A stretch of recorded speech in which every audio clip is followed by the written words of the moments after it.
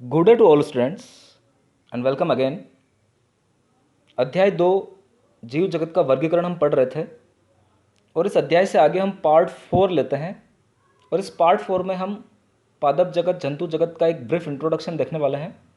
साथ ही विषाणु क्या होते हैं, विरोइड हम किसे कहेंगे, विषाणु और विरोइड में क्या डिफरेंस होता है, अंतर होता है, और साथ ही लाइकेन क्या होती है, उसके ऊपर चर्चा करने वाले हैं। तो आइए स्टूडेंट्स, हम शुरू करते हैं। कक्षा 11 अध्याय 2 पार्ट 4 बायोलॉजी। आगे का टॉपिक हम लेते हैं पादप जगत या प्लांटी किंगडम। पादप जगत में वे सभी जीव आते हैं जो यूकैरियोटिक है या ससिम केंद्रीय हैं और जिनमें हरित लवक या क्लोरोफिल पाया जाता है। तो हरित लवक रखने वाले, क्लोरोफिल रखने वाले सभी जीवों को हम पादप या प्लांटी जगत में रखेंगे। इनमें से कुछ पादप जैसे कीट बक्सी पादपों की हम बात करें या परजीवी पादपों की हम बात करें तो आप उदाहरण याद रखेंगे, ब्लैडर वर्ट और वेनस फ्लाई ट्रैप आपके कीट बक्सी पौधे हो जाएंगे, क्योंकि ये नाइट्रोजन की कमी को पूरा करने के लिए कीटों को खाते हैं। और साथ ही अमरबेल या कसकुटा आपका परजीवी पादप का उदाहरण हो जाएगा। तो ये उदाहरण बहुत ही इंपॉर्टेंट है स्टूडेंट्स, आप अच्छे से इन्हें राइट कीजिए। पादप कोशिका में जो कोशिका भित्ति पाई जाती है वह सेलुलोज की बनी हुई होती है, जबकि कवक जगत में हमने कवकों में कोशिका भित्ति देखी थी, वो काइटिन की बनी हुई थी। और इसकी संरचना के बारे में विस्तृत विवरण अध्याय 3 में हम पढ़ेंगे। अध्याय 3 हमारा पूरा का पूरा पादप जगत के ऊपर है, इसलिए इस अध्याय में हम पादप जगत का एक ब्रीफ इंट्रोडक्शन ही देख रहे हैं। प्लांटी जगत में शैवाल, ब्रायोफाइट, टेरिडोफाइट, जिम्नोस्पर्म और एंजियोस्पर्म को सम्मिलित किया जाता है। पादप के जीवन चक्र में दो सुस्पष्ट अवस्थाएं पाई जाती है। एक अवस्था द्विगुणित होती है, डिप्लॉयड होती है, जिसे हम बीजाणुविद अवस्था कहेंगे। और एक अवस्था अगुणित होती है, हैप्लॉइड होती है, जिसे हम युग्मकोद्भिद अवस्था कहेंगे।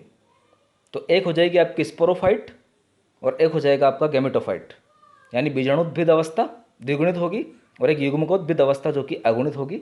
इन दोनों में पीढ़ी एकांतरण होता है। अब पीढ़ी एकांतरण से हमारा मतलब है पादप के जीवन की किसी न किसी अवस्था में या एकांतरण क्रम में ये दोनों ही स्टेजेस पाई जाएगी। पादप के जीवन में एकांतरण क्रम में या अल्टरनेट फॉर्म में ये दोनों ही अवस्थाएं आएगी, इसे ही हम पीढ़ी एकांतरण कहेंगे। विभिन्न प्रकार के पादप वर्गों में अगुणित तथा द्विगुणित प्रावस्थाओं की जो लंबाई है वो इस बात पर निर्भर करती है कि ये प्रावस्थाएं मुक्त जीवी है या दूसरों पर निर्भर है। तो इसके अनुसार ये भिन्न भिन्न हो सकती है। युग्मनज जाइगोट जो टूअन होता है में जब मियोसिस से अर्धसूत्रीय विभाजन होगा तो उसके द्वारा अगुणित बीजाणु बनते हैं, स्पोर्स बनते हैं। ये बीजाणु अंकुरित होकर युग्मकोद्भिद बनाते हैं। तो आप याद रखेंगे किस प्रकार से युग्मकोद्भिद का निर्माण हो रहा है। युग्मक नर तथा मादा, मेल और फीमेल गैमेट की यदि हम बात करें तो वो युग्मकोद्भिद पर बनते हैं, जो संलयन होकर, फ्यूज होकर पुनः द्विगुणित युग्मज बनाएंगे, यानी दोनों युग्मक आपस में मिलकर द्विगुणित युग्मनज का निर्माण करेंगे और युग्मनज से आगे बीजाणुद्भिद विकसित होता है। तो किस प्रकार से आपका गैमेटोफाइट बन रहा है और किस प्रकार से स्पोरोफाइट बन रहा है, युग्मकोद्भिद बन रहा है और बीजाणुद्भिद बन रहा है, उसकी जो प्रोसेस है वो आप अच्छे से याद करेंगे बच्चों। इस प्रक्रम को हम संतति एकांतरण कहते हैं। इस प्रोसेस को हम संतति एकांतरण के नाम से जानते हैं। आप इस जगत का विस्तृत विवरण अध्याय 3 में पढ़ेंगे। इस अध्याय में हम इतना ही देखने वाले हैं पादप जगत के लिए। आगे हम लेते हैं जंतु जगत या एनिमेलिया किंगडम।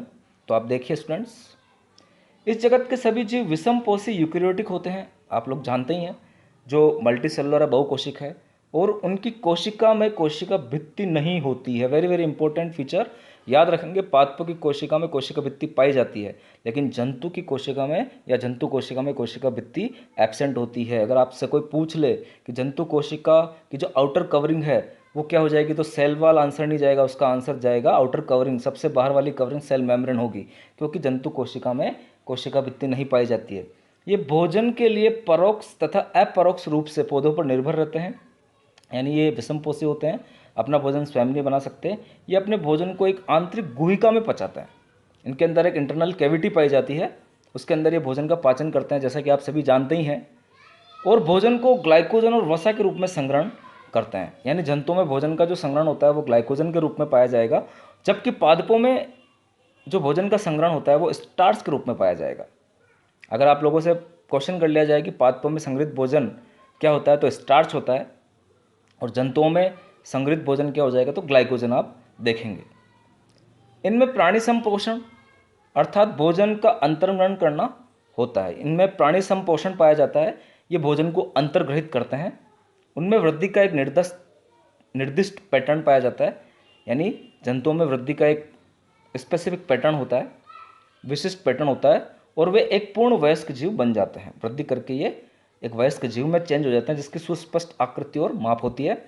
उच्च कोटि के जीवों में विस्तृत संवेदी अंग, तंत्रिका प्रेरक क्रियाविधियाँ विकसित हो जाती है। यानी हम हायर ऑर्गेनिजम्स की बात करें या उच्च कोटि के जंतुओं की बात करें तो उनमें बहुत ही ब्रॉड लेवल पर हमें संवेदी अंग मिलेंगे, और उनका तंत्रिका तंत्र या तंत्रिका प्रेरक जो क्रियाविधियाँ है वो भी ज़्यादा विकसित मिलेगी, जबकि लोअर ऑर्गेनिज्म में ये ज़्यादा विकसित नहीं होती है। इनमें से अधिकांश चलन करने में सक्षम होते हैं, यानी अधिकांश जंतु जो है वो चल सकते हैं, उनमें लोकोमोशन पाया जाएगा, मूवमेंट पाई जाएगी। लैंगिक जनन नर तथा मादा के संगम से होगा और बाद में उसमें भ्रूण का विकास होता है। मोस्टली हम लैंगिक जनन की बात जंतुओं के अंदर करेंगे और भ्रूण का विकास भी यहाँ पर देखा जाता है। संघ के विभिन्न मुख्य अभिलक्षणों का विस्तृत वर्णन हम अध्याय 4 में करने वाले हैं, यानी अध्याय 4 हमारा पूरा जंतु जगत को समर्पित है, जो हम अध्याय 4 में देखेंगे। तो इस अध्याय में हम जंतु जगत का भी इतना सही विवरण देखने वाले हैं स्टूडेंट्स। आगे आप देखिए हमारा जो next topic very very important topic हो जाएगा, विषाणु जिसे हम वायरस भी कहते हैं, और विरोइड तथा लाइकेन, ये सब चीज़ें क्या हैं, तो आप अच्छे से इन्हें देखिए। विटेकर द्वारा सुझाए 5 जगत वर्गीकरण में अकोशिक जीवों जैसे अकोशिक जीव मतलब जिनकी संरचना कोशिका जैसी नहीं होती है, जैसे हम वायरस की बात करेंगे अकोशिक है, विरोइड की बात करेंगे तथा लाइकेन की बात करेंगे, तो ये अकोशिक जीवों के उदाहरण है, उल्लेख नहीं किया गया और इनको 5 जगत वर्गीकरण में कहीं पर भी नहीं रखा गया है। इनका संक्षिप्त परिचय नीचे दिया गया है। हम सभी कभी न कभी जुखाम से, फ्लू से ग्रस्त हो जाते हैं या हुए हैं। क्या आप जानते हैं कि इसका वायरस कैसे प्रभावित करता है, यानी ये वायरस जनित डिजीज़ है या रोग है, जुखाम होना, फ्लू होना। वायरस का नाम वर्गीकरण में नहीं है क्योंकि आप देखेंगे वायरस का जो नाम है वो वर्गीकरण में नहीं है। ये कुछ डायग्राम हमारी एनसीईआरटी बुक में दे रखे हैं, इनकी बात भी हम करते हैं। क्योंकि वायरस का नाम वर्गीकरण में नहीं है क्योंकि वायरस में वास्तविक जीवन नहीं होता है। यदि हम ये मानते हैं कि सजीवों की कोशिका संरचना होती है, यानी यदि हम ऐसा मानते हैं कि सजीवों में कोशिका की संरचना पाई जाती है, तो वायरस जो है वो अकोशिक जीव है। वायरस में किसी भी प्रकार की कोशिका की संरचना नहीं पाई जाती है, जिनकी संरचना सजीव कोशिका के बाहर रवेदार होती है। यानी जब ये बाहर पाए जाते हैं, सजीव कोशिका के बाहर उपस्थित होते हैं, तो इनकी संरचना जो होती है वो रवेदार होती है, क्रिस्टलीकृत होती है या क्रिस्टल जैसी होती है। रवेदार मतलब क्रिस्टल जैसी। एक बार जब ये कोशिका को संक्रमित कर देते हैं, जब ये एक बार कोशिका के अंदर प्रवेश कर जाते हैं, तब ये मेजबान कोशिका की मशीनरी का उपयोग अपनी प्रतिकृति बनाने में करते हैं। यानी जो मेजबान कोशिका जिसके ऊपर वायरस का अटैक हुआ है, ये उस मेजबान कोशिका की मशीनरी का उपयोग करना चालू कर देते हैं और अपनी खूब सारी कॉपीज़ बनाना शुरू कर देते हैं और मेजबान को मार डालते हैं। क्या आप वायरस को सजीव तथा निर्जीव कहेंगे? तो वायरस न तो सजीव है न निर्जीव है, ये सजीव और निर्जीव के बीच की योजक कड़ी है। तो वायरस को हम बोलेंगे virus is the connecting link between living and non living, यानी वायरस जो है वो सजीव और निर्जीव के बीच की योजक कड़ी मानी जाती है। आगे आप देखिए वायरस का अर्थ क्या होता है। तो वायरस का अर्थ है विष से या विषैला तरल। वायरस का मतलब हो गया विषैला तरल पदार्थ।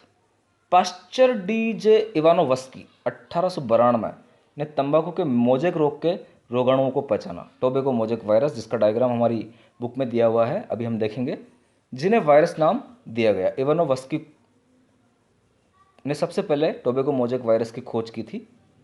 इनका माप बैक्टीरिया से भी छोटा होता है क्योंकि ये बैक्टीरिया प्रूफ फिल्टर से भी निकल गए थे, यानी ये बैक्टीरिया से भी छोटे होते हैं क्योंकि ये बैक्टीरिया प्रूफ जो फिल्टर होता है उसको भी पार करके निकल जाते हैं।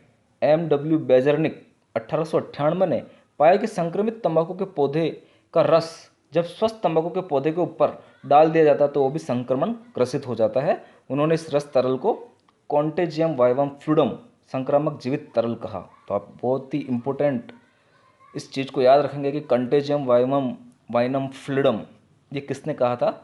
तो M.W. बेजरनिक ने कहा था।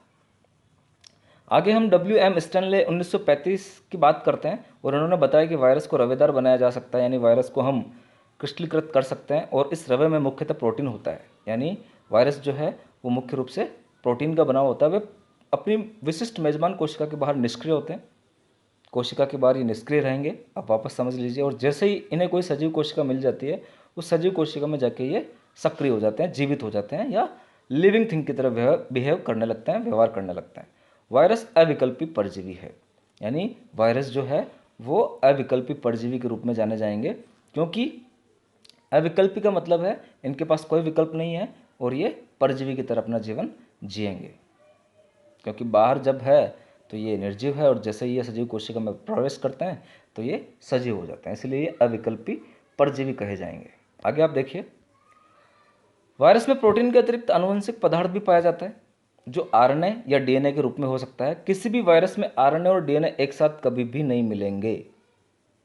Very very important point. Virus के अंदर प्रोटीन, न्यूक्लियो प्रोटीन और उसका आनुवंशिक पदार्थ संक्रामक होता है। जो वायरस का न्यूक्लियो प्रोटीन और उसका आनुवंशिक पदार्थ है वो इन्फेक्शियस या संक्रामक होगा। प्राय सभी पादप वायरस में एक लड़ी वाला आरएनए होता है। तो इस पॉइंट को भी आप अच्छे से याद करेंगे कि जितना भी पादप वायरस है उनमें सिंगल स्टैंडर्ड आरएनए ही पाया जाता है और सभी जंतु वायरस में एक अथवा दोहरी लड़ी वाला आरएनए अथवा डीएनए हो सकता है। यानी पादप वायरसों में तो एक लड़ी वाला आरएनए ही मिलेगा और जंतु वायरसों में आपका एक लड़ी वाला सिंगल स्टैंडर्ड या दोहरी लड़ी वाला डबल स्टैंडर्ड आरएनए या डीएनए कुछ भी हो सकता है। बैक्टीरियल वायरस अथवा जीवाणुभोजी की यदि हम बात करें, जिसका डायग्राम पीछे दे रखा है, बैक्टीरियोफेज आवरण वायरस जो बैक्टीरिया पर संक्रमण करता है। बैक्टीरियोफेज की हम बात करें तो ये बैक्टीरियोफेज जो है वो एक प्रकार का वायरस है और ये बैक्टीरिया को खाता है। तो बैक्टीरियल वायरस अथवा जीवाणुभोजी प्राय दोहरी लड़ी डबल स्टैंडर्ड वाले डीएनए वायरस होते हैं। याद रखेंगे आप, इनके अंदर डबल स्टैंडर्ड डीएनए पाया जाता है। प्रोटीन के आवरण स्तर को कैप्सिड कहते हैं। वायरस के ऊपर जो प्रोटीन का आवरण मिलता है उसे हम कैप्सिड कहेंगे। और यह छोटी छोटी उप इकाइयों जिन्हें हम पेटिकांशक या कैप्सोमेयर कहेंगे से मिलकर बने हुए होते हैं। तो याद रखेंगे स्टूडेंट्स, जो आवरण है उसे कैप्सिड बोला जाएगा और जो छोटी छोटी सब यूनिट से उप इकाइयाँ हैं इन्हें हम पेटिकांशक या कैप्सोमेयर कहेंगे। आप कैप्सोमेयर शब्द याद रखिए। कैप्सिड न्यूक्लिक एसिड को संरक्षित करता है। न्यूक्लिक एसिड को सुरक्षा देने का काम कैप्सिड का हो जाएगा। ये पेटिकांशक कुंडलिनी अथवा बहुफलक ज्यामिति रूप में लगे रहते हैं। जो पेटिकांशक है या कैप्सोमियर्स है, ये या तो कुंडली बनाते हुए वहाँ पर जमा होते हैं या इनकी जो ज्यामिति होती है वो बहुफलकीय होती है। कई सारे फलक के रूप में ये मिलते हैं। वायरस से मम्स, चेचक, हर्पीज, इन्फ्लुएंजा नामक रोग होते हैं। तो आप सारे विषाणु जनित रोगों के नाम याद रखेंगे। मनुष्यों में एड्स भी वायरस के कारण होता है। HIV virus, human immunodeficiency virus के द्वारा एड्स होता है, एक्वायर्ड इम्यूनोडेफिशिएंसी सिंड्रोम। पौधों में मोजेक बनना, पत्तियों का मुड़ना, कुंचन, पीला होना, शिरा स्पष्टता, बोना तथा अवरुद्ध वृद्धि होना इसका लक्षण है। Very very important. अब ये सारे लक्षण याद रखेंगे कि पौधों में जब वायरल अटैक होता है या वायरस का अटैक होता है तो किस प्रकार के लक्षण हमें यहाँ पे दिखाई देंगे। तो पौधों में मोजेक बनना, जो चितकबरी पत्तियां हैं, पत्तियों का मुड़ना, पत्तियां मुड़ जाएगी, कुंचित हो जाएगी, पीला होना, पीली पड़ जाएगी, पांडुरता और शिरा स्पष्टता, बोना तथा अवरुद्ध वृद्धि। जो पौधा है वो बोना रह जाता है और जो वृद्धि है वो अवरुद्ध हो जाती है। ये सभी के सभी विषाणु के आक्रमण के लक्षण है जब कोई पौधा विषाणु से संक्रमित हो जाएगा। तो यहाँ तक हमने विषाणु के लक्षण देखे हैं। अब जो डायग्राम आपके दे रखे हैं उनको सबसे पहले हम देख लेते हैं। स्टूडेंट्स आप देखिए, ये डायग्राम हमारे पास जो हमारी बुक में दे रखे हैं, टोबैको मोजेक वायरस का पहला वाला डायग्राम है। आप अच्छे से बनाएंगे। आपको आरएनए नज़र आ रहा है, ये वाला आरएनए है और ये कैप्सिड्स है। स्टूडेंट्स आपको नज़र आ रहा है ये सारे कैप्सिड्स। इसी तरह आपको जीवाणुभोजी का डायग्राम बनाना है जिसमें आपको शीर्ष भाग नज़र आ रही है, कॉलर भाग नज़र आ रहा है, आच्छद नज़र आ रहा है और तंतुपुच्छ नज़र आ रही है। तो आप दोनों डायग्राम बनाने की प्रैक्टिस करेंगे कि टोबैको मोजेक वायरस का डायग्राम किस प्रकार से आपको नज़र आ रहा है, कैप्सिड क्या है, इसके अंदर जो आनुवंशिक पदार्थ है वो किस रूप में है, आरएनए के रूप में है। जीवाणुभोजी क्या होते हैं, जीवाणुभोजी ऐसे वायरस है जो कि जीवाणु का भक्षण करते हैं और ये किस प्रकार से दिखाई देते हैं। तो आप अच्छे से डायग्राम बनाइए। फिर आगे हम विरोइड लेते हैं। स्टूडेंट्स विरोइड क्या हो जाएंगे हमारे पास, देखिए आप, सन 1971 में टीओ डाइनर वैज्ञानिक ने एक ऐसा नया संक्रामक कारक देखा खोजा जो वायरस से भी छोटा तथा जिसके कारण पोटैटो स्पिंडल ट्यूबर नामक रोग होता था। तो आप याद रखेंगे, जो विरोइड होते हैं वो वायरस से भी छोटे होते हैं और इनके द्वारा जो रोग होता है उसे हम पोटैटो स्पिंडल ट्यूबर रोग के नाम से जानते हैं।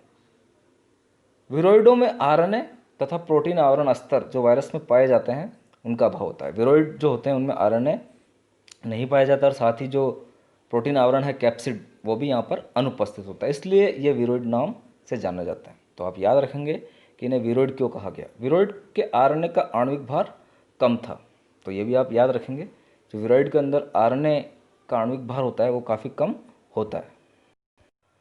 तो याद रखेंगे आप, आरएनए जो है वो कम आणविक भार वाला है, वायरस जैसे आणविक भार वाला आरएनए यहाँ पर नहीं मिलता है और जो कैप्सिड है वो भी यहाँ पर एब्सेंट होता है। तो विरोइड किस प्रकार से विषाणु से भिन्न है, किस प्रकार से वायरस से भिन्नता दिखाते हैं और इनके द्वारा जो रोग होता है पोटैटो स्पिंडल ट्यूबर, पोटैटो में होने वाला एक प्रकार का रोग है, आलू में होने वाला, तो भी आप याद रखेंगे और इनकी डिस्कवरी का श्रेय टीओ डाइनर को जाता है। आगे हम लाइकेन की बात करते हैं। लाइकेन शैवाल तथा कवक के सहजीवी रूप है। जब शैवाल और कवक सहजीवी अवस्था में पाए जाते हैं, पारस्परिक उपयोगी सहवास करते हैं, तो हम उस सहजीवी संबंध को लाइकेन कहेंगे। शैवाल घटक को शैवलांश और कवक के घटक को माइकोबायोन्ट या कवकांश कहा जाता है, जो क्रमशः स्वपोषित तथा परपोषित होते हैं। जो शैवाल है वो स्वपोषित है, जो कवक है माइकोबायोन्ट जो है वो परपोषित होते हैं। शैवाल कवक फंजाई के लिए भोजन संश्लेषित करता है। अब देखिए आप किस प्रकार से यहाँ पर सिम्बायोटिक या सहजीवन पाया जा रहा है। जो शैवाल है वो कवक फंजाई के लिए भोजन संश्लेषित करता है, कवक को भोजन प्रोवाइड करवाता है, और कवक शैवाल के लिए आश्रय देता है तथा खनिज एवं जल का अवशोषण करता है। तो इस प्रकार से दोनों एक दूसरे की हेल्प करते हुए ये साथ में रहते हैं। इनका सहवास इतना घनिष्ठ होता है कि यदि प्रकृति में लाइकेन को देख ले तो यह अनुमान लगाना असंभव है कि इसमें दो विभिन्न जीव पाए जाते हैं।